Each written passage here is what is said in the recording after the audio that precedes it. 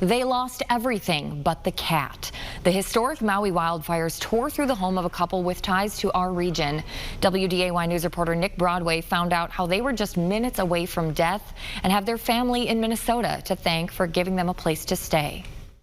33 years ago, Gloria Kaufman made her way from Minnesota to Hawaii for a simple reason: to get away from the cold. I moved to Maui because I'm a small town girl and best life ever. And she eventually met Jonathan, in time growing a great life for themselves in this condo in Lahaina, a town of about 13,000. They were just starting their retirement. Then everything changed on August 8th, when what seemed to be a routine brush fire started up the hill. There was a small fire at 9 in the morning up the hill a ways. That was reported 100% contained. Power was knocked out, but to them and the locals, this still appeared to be a routine brush fire. 2 o'clock, we start smelling smoke. And that's not really unusual either, because this has happened many times before. And then all of a sudden it got really thick. It got really black. And shingles started flying off the houses. It was about 4 o'clock. No fire engines were coming around. No engines were sounding, nothing. It was like nothing was going on. The fire moving with hurricane-force winds and thickening smoke. It became clear they had to leave.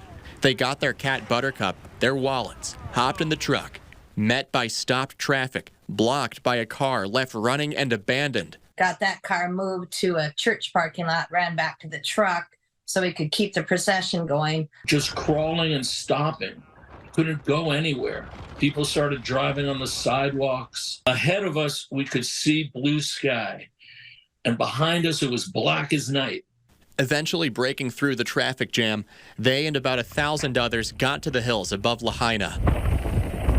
And as night fell, we watched Lahaina burn, the entire coastline burning. It's gone.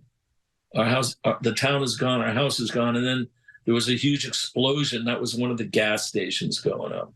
All of a sudden, the fire started moving towards us. So they booked it for Kahului on the other side of the island. A friend let them stay for a few days. Then the flight to Gloria's family, back in greater Minnesota. Families letting them stay at a place on Maple Lake near Alexandria as they work through insurance. They recognize their luck compared to the countless others who have no place to stay at all, and those who never made it out. If we had waited minutes and made a wrong turn, we'd be dead. People behind us died. Yeah. Oh, it was unbelievable. Nothing left on Front Street from pictures that I've seen. All the restaurants and everything that made up Front Street is completely gone. They might as well bulldoze it over and just plant grass, because it's all gone.